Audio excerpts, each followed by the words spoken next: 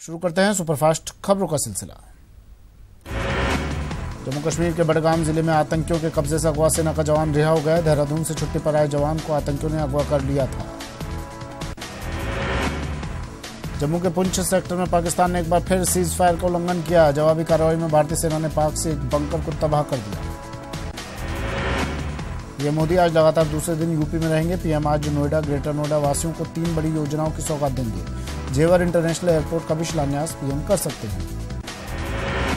लोकसभा चुनाव से पहले बक्सर को केंद्र सरकार ने बड़ी सौगात देंगे। पीएम मोदी आज वीडियो कॉन्फ्रेंसिंग के जरिए बक्सर थर्मल पावर प्लांट का शिलान्यास करेंगे। कार्यक्रम में केंद्रीय मंत्री अश्विनी चौबे, आर.के. सिंह और बिहार के ऊर्जा मंत्री विजेंद्र यादव मौजूद रहेंगे। केंद्रीय मंत्री अश्विनी चौबे ने बताया कि 660 मेगावाट के 2 पावर प्लांट को केंद्र सरकार ने मंजूरी दी है। इस पर 10,239 करोड़ से ज्यादा की लागत आएगी। कानपुर में पीएम मोदी ने कानपुर आगरा में मेट्रो सेवा का शिलान्यास किया और वीडियो कॉन्फ्रेंसिंग के जरिए हरी झंडी दिखाकर लखनऊ मेट्रो के दूसरे फेज का शुभारंभ भी किया। इस दौरान पीएम ने कहा कि नमामि गंगे से कानपुर में गंगा सफाई के अभियान में सफलता मिली। वाराणसी में काशी विश्वनाथ कॉरिडोर का पीएम ने शिलान्यास और भूमि पूजन किया और उसके बाद बाबा विश्वनाथ के दर पहुंचकर आशीर्वाद भी लिया।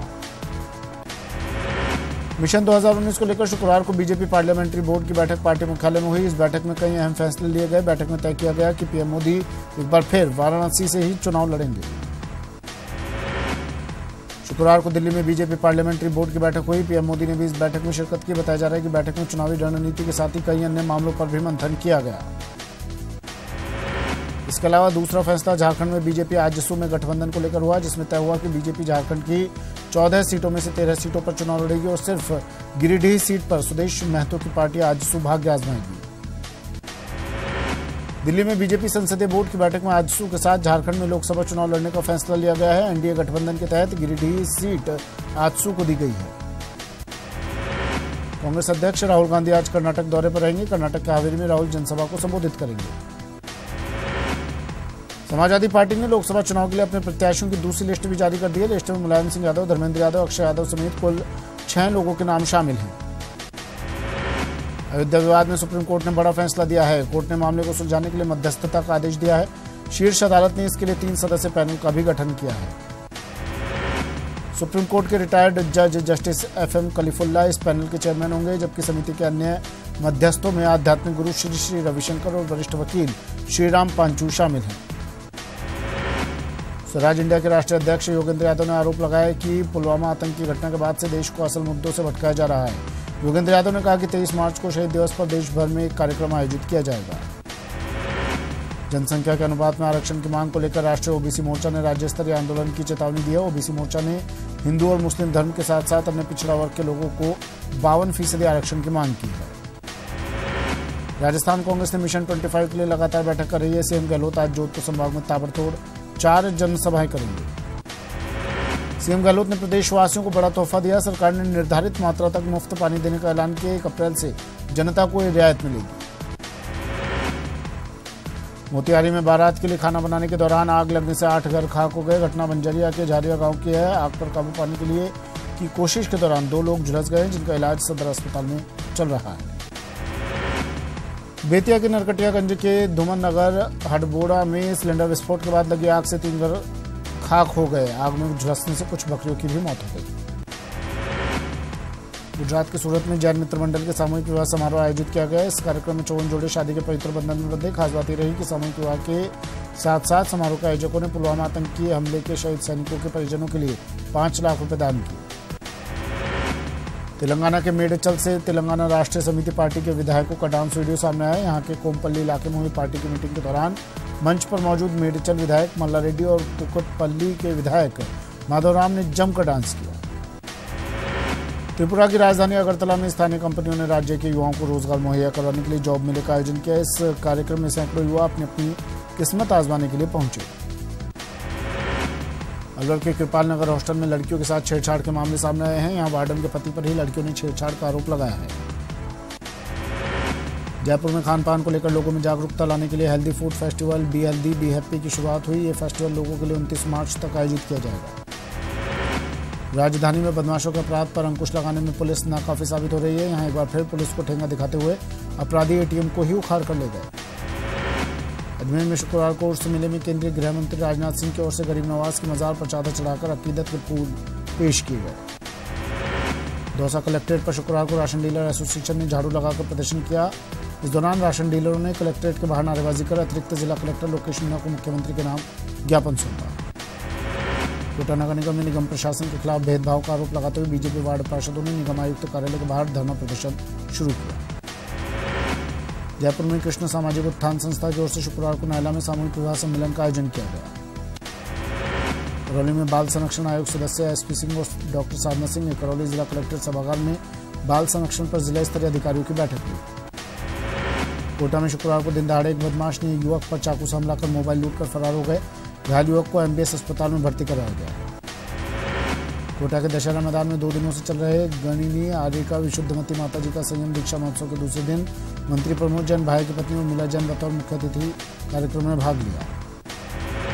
धौलपुर में दूसरी बार होने वाले सामान्य विधवा विधुर और तलाकशुदा विवाह सम्मेलन के लिए जिला स्तरीय बैठक आयोजित हुई। पुनर्विवाह के लिए एक सम्मेलन 7 मई को आयोजित किया जाएगा।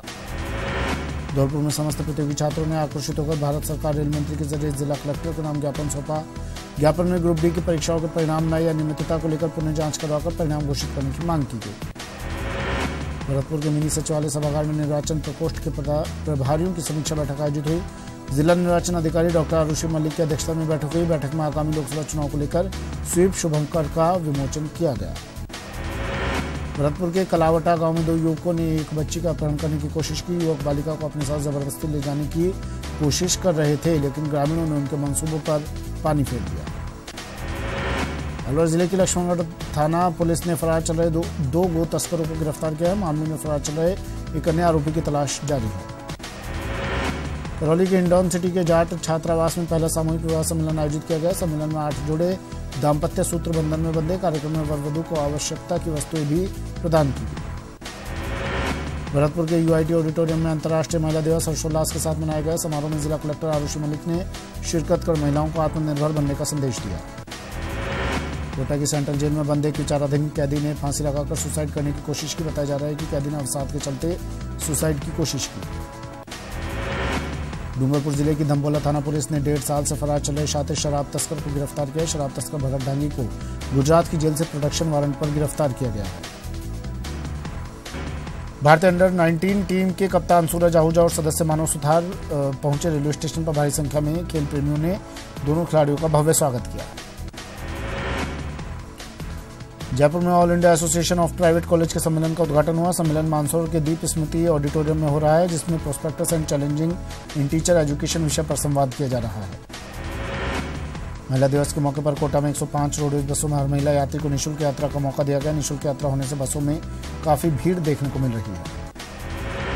जोधपुर के नागौरी गेट के बाहर स्थित दामोदर कॉलोनी में फाग महोत्सव का आयोजन किया गया। इस मौके पर माहेश्वरी समाज की महिलाओं ने बढ़ चढ़कर भाग लिया। मौके पर भगवान श्री कृष्ण को रिझाने के लिए फूलों से होली खेली गई। डूंगरपुर में अजमेर विद्युत वितरण निगम के उपभोक्ताओं की बकाया बिल राशि की वसूली एक चुनौती बना हुआ है। विभाग ने वसूली के लिए सभी 9 सब डिवीजन में विजिलेंस विंग के अधिकारियों की ड्यूटी बतौर नोडल अफसर के रूप में लगाई। नागौर के जाब्दी नगर में एक सिरफिरे ने पिस्तौल से खुद को उड़ाने की धमकी दे डाली। आत्महत्या करने की धमकी देने पर लोगों ने उसे समझाने की कोशिश की। जब युवक नहीं माना तो पुलिस को मौके पर बुलाया गया।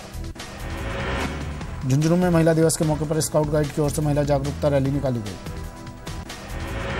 अंतर्राष्ट्रीय महिला दिवस पर राजसमंद जिला परिषद सभागार में महिला एवं बाल विकास के तत्वावधान में 1 दिवसीय प्रशिक्षण एवं कार्यशाला का आयोजन किया गया।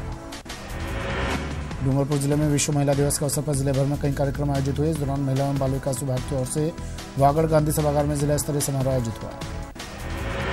महिला दिवस के मौके पर राजसमंद एसपी भुवन भूषण यादव ने नई पहल करते हुए महिला कांस्टेबल की पेट्रोलिंग व्यवस्था शुरू की।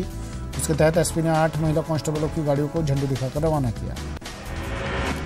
महिला दिवस के अवसर पर दौसा में जिला स्तरीय कार्यक्रम बजरंग मैदान में आयोजित किया गया। महिला अधिकारिता विभाग की ओर से आयोजित इस कार्यक्रम में अतिथि के रूप में दौसा कलेक्टर अविचल चतुर्वेदी मौजूद रहे। करौली में महिला और बाल विकास विभाग ने अंतर्राष्ट्रीय महिला दिवस पर महिला अधिकारिता कार्यालय में समारोह आयोजित किया। समारोह में श्रेष्ठ आंगनबाड़ी कार्यकर्ता साथिनों और महिला सरपंचों को सम्मानित किया गया। महिला दिवस पर सुजानगढ़ में कई कार्यक्रमों का आयोजन हुआ, जिसमें मंत्री मास्टर भवरलाल मेघवाल ने शिरकत की। इस दौरान उन्होंने कहा कि राज्य सरकार महिलाओं के हित के लिए प्रतिबद्ध है। महिला दिवस पर झालावाड़ में प्रधानमंत्री मातृ वंदना योजना और पोषण अभियान के तहत सुपोषित जननी विकसित धारिणी और पोषण पखवाड़ा का आयोजन हुआ। कार्यक्रम में आंगनबाड़ी कार्यकर्ता, आशा सहयोगिनी, साथियों को सम्मानित किया गया।